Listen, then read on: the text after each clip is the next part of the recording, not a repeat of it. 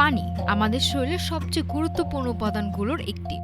কিন্তু শুধু পানি পান করলেই হবে না, কিভাবে পানি পান করছেন সেটাই ঠিক করে দেয় স্বাস্থ্য কতটা উপকার পাবে। সামাজিক যোগাযোগ মাধ্যমে অনেকে বলছেন পানি চিবিয়ে খাওয়া। শুনে অদ্ভুত লাগলেও বিশেষজ্ঞদের মতে ধীরে পানি পান করলে হজম ভালো হয়, গলার আরাম বজায় থাকে এবং শরীর দীর্ঘ সময় হাইড্রেট থাকে। সার্জন ডক্টর অর্চনা এস বলেন, মুখে কিছুক্ষণ পানি রেখে পান করলে তা লালারসের সঙ্গে মিশে হজমকারক এনজাইম সক্রিয় করে। এতে পাকস্থলী খাবার গ্রহণের জন্য প্রস্তুত হয়।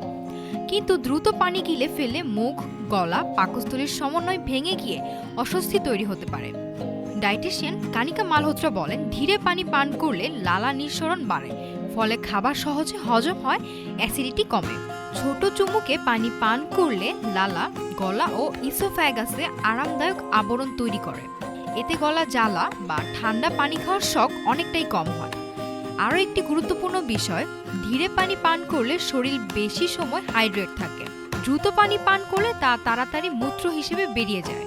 কিন্তু ছোট চুমুকে পানি পান করলে তা ধীরে রক্তে শোষিত হয়, ফলে শক্তি বাড়ে, ত্বক থাকে উজ্জ্বল আর শরীরের তাপমাত্রা নিয়ন্ত্রণে থাকে।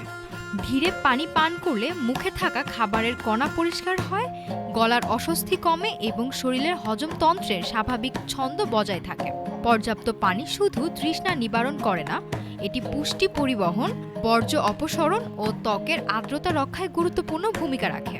তাই ব্যস্ত জীবনের মাঝেও ধীরে মনোযোগ দিয়ে পানি পান করার অভ্যাস হতে পারে সুস্থ থাকার সহজ চাবিকাঠি। Desk report, Dhaka today.